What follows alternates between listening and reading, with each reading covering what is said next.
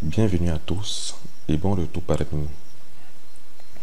Dans cette nouvelle leçon, faisant suite aux deux précédentes leçons, nous allons voir aujourd'hui comment créer un nouveau projet sur Leica Infinity et comment après avoir créé ce projet, nous pouvons importer nos données.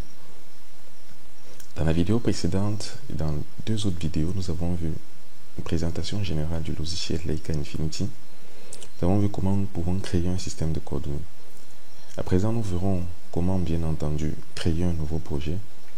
Une fois que ce projet a été créé, comment nous pouvons importer nos différentes données afin de faire un traitement efficient et normal. Vous vous rappelez certainement de l'ensemble de ces onglets que nous avons revisités dans la vidéo de présentation du logiciel. Tout simplement, pour créer un nouveau projet, il suffit donc de venir dans cet onglet New Project. Il est demandé tout simplement à l'utilisateur de remplir les différentes données, les différentes informations qu'il souhaite mettre en évidence. Par exemple, votre nom ou le nom de votre opérateur sur le terrain que vous pouvez remplir dans cet espace Lead Surveyor. Alors, toutes ces informations ne sont pas obligatoires, mais certains nous vous conseillons de bien vouloir les remplir. Par exemple, le nom de votre projet. Je peux appeler ici calcul HMS pour Home School. Le titulaire du projet, je peux dire c'est toujours moi, Daniel Gimbok. Même encore celui qui était sur le terrain, celui qui a fait le lever, votre numéro de téléphone, votre email ou d'autres informations peuvent être remplies. Mais il faut dire que certaines informations ne sont pas obligatoires. C'est à vous de remplir ces informations. Pourquoi? Parce que lorsque vous allez imprimer et éditer vos différents rapports, une fois votre projet de calcul terminé, la plupart de ces informations se retrouveront sur vos listings.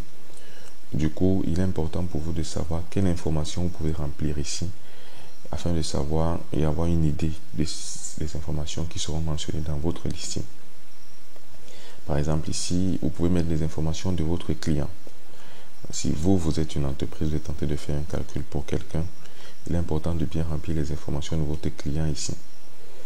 Parfois, certaines personnes font des rattachements ou bien font des observations pour des entreprises ou pour des clients. Et il est important, généralement pour certains clients, qu'ils ressortent dans les listings et dans les rapports qu'ils sont propriétaires de ces données. Du coup, il est important de remplir ces informations ici. Maintenant, d'un autre côté, vous avez où est-ce que votre projet sera stocké. Il est possible pour vous de choisir un endroit où est-ce que vous voulez que ce soit stocké, peut-être dans votre bureau, dans vos documents, ou alors à défaut, le logiciel ou bien Infinity va stocker automatiquement le projet que vous allez créer dans un dossier par défaut où il stocke tous les projets qui sont créés. Si bien sûr si bien sûr vous n'avez pas choisi un autre dossier que le dossier par défaut. Maintenant, vous avez cette option créer des sous-fichiers. Alors, lorsque vous cliquez sur l'option créer des sous-fichiers, vous avez l'avantage que dans votre dossier de projet qui est ici, le logiciel va vous créer des sous-fichiers afin de classer vos données. Ça veut dire que les données que vous allez importer dans ce dossier project, on va créer un dossier où il y aura vos données qui seront importées. Toutes les données que vous allez exporter au fur et à mesure que vous allez avancer, un autre dossier sera créé dans votre dossier projet qui aura les données que vous aurez exportées. Tous les listings que vous allez sortir durant votre projet, ici on va vous créer un dossier listing dans lequel vous aurez tous les listings que vous allez créer durant votre projet. Alors maintenant, si vous décidez de ne pas créer des sous-fichiers, vous n'aurez pas cet avantage-là. Mais si vous créez toutes les données que vous allez importer, exporter, tous les listings que vous allez sortir, vous aurez l'avantage que au fur et à mesure que vous allez avancer, Infinity va vous créer ces sous-fichiers, ces sous-dossiers dans lesquels vous pouvez retrouver toutes ces informations-là. Si vous avez un câble de code que vous avez précédemment créé, vous pouvez la sélectionner ici. Alors, une fois que vous allez remplir des informations d'ordre général sur votre projet, il vous suffit tout simplement de venir ici, dans cette partie où vous allez renseigner les différentes unités que vous allez utiliser. Les angles, qu'est-ce que vous allez utiliser? Vous avez le choix entre les gongs, les degrés minutes, secondes ou bien les degrés décimaux. Mais non, même lorsque vous choisissez les gongs, vous voulez 4 chiffres après la virgule, 3 chiffres après la virgule ou bien 2 chiffres.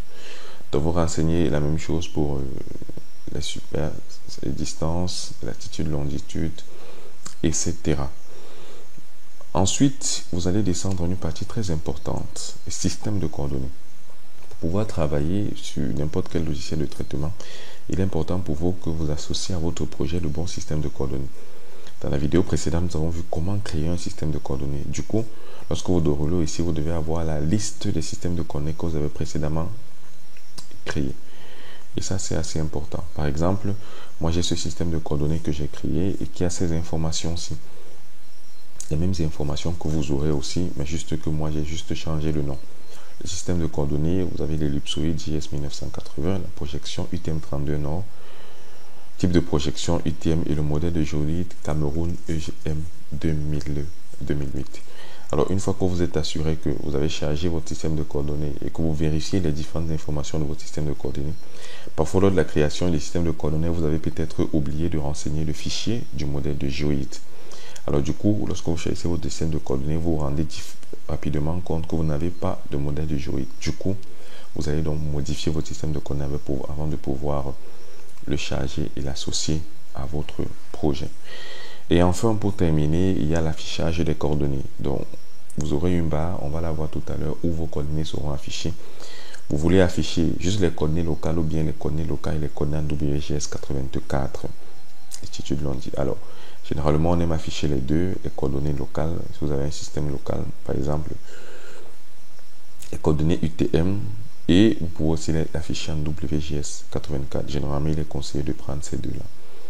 Donc, une fois que vous avez de manière générale de renseigner toutes ces informations, votre projet est prêt à être créé. Alors, il suffit donc de cliquer juste ici sur Create. Et pour que le logiciel Infinity prenne en charge toutes les informations que vous avez renseignées, il vous crée donc votre projet. Alors, voici donc notre projet qui a été créé. Voici le nom qui est renseigné, calcul HMS. Et une fois que vous avez changé donc de page, vous savez, tout à l'heure, nous étions à File. Ici, mais une fois qu'on a créé sur Create, on est venu à Home. C'est-à-dire notre projet a été ouvert directement. Donc, nous voici. La première chose, c'est dans la partie Feature, donc on va nous mettre en évidence les ensembles des informations liées à notre projet.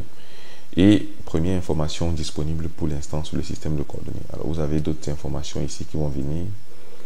Nuage de points. Vous voyez, ce n'est pas accessible parce qu'on n'a pas chargé le nuage de points de surface, ligne et superficie. Or, ici, on a un système de coordonnées qui est déjà disponible et qui est associé à notre projet. Et voici notre système de coordonnées.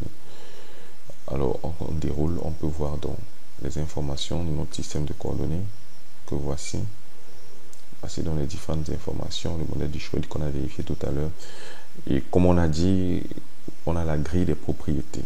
C'est la grille des propriétés qui nous permet aussi de voir notre système de coordonnées. Il est possible même d'éditer celui-ci directement.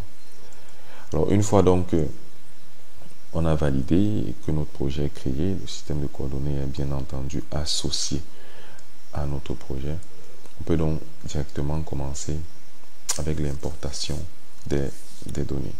On va donc voir tout de suite